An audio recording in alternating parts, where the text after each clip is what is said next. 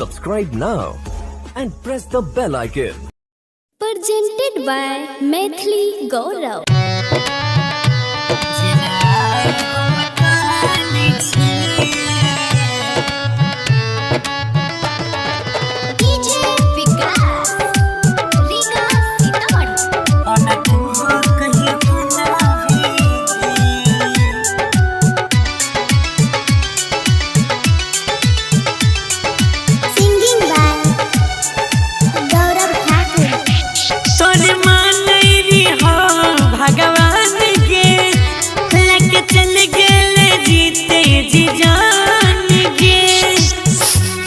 जान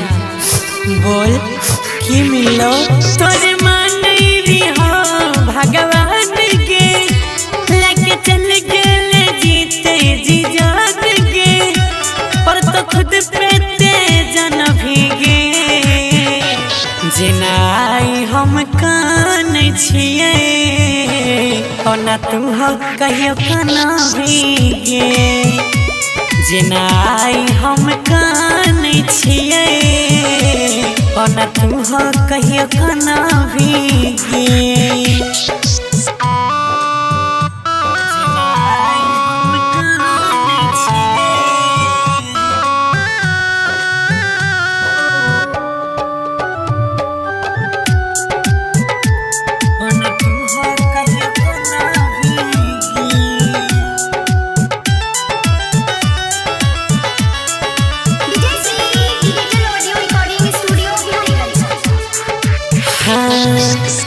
कहियो नहीं हमारा समझ तू पहलही कैसे इतना बदल गेलही आँखी के सोझा दोसरा के संग में हमारा छोड़ के चल गेलही हमारा छोड़ के चल गेलही कहियो नहीं हमारा समझ तू पहलही कैसे इतना बदल गेलही आँखी के सोझा दोसरा के संग में हमारा छोड़ के चल गेलही केना कहबो ते मन भीगे जिनाई हम कान छिए ओना तू हो कहियो काना भीगे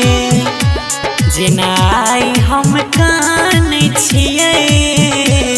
ओना तू हो कहियो काना भीगे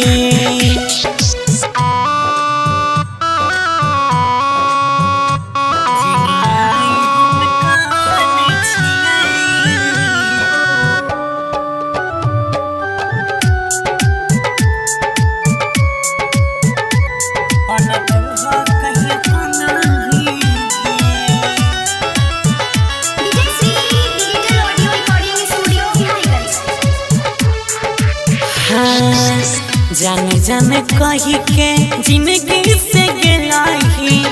लेके हमारी जान गे तरफ छे दिलवा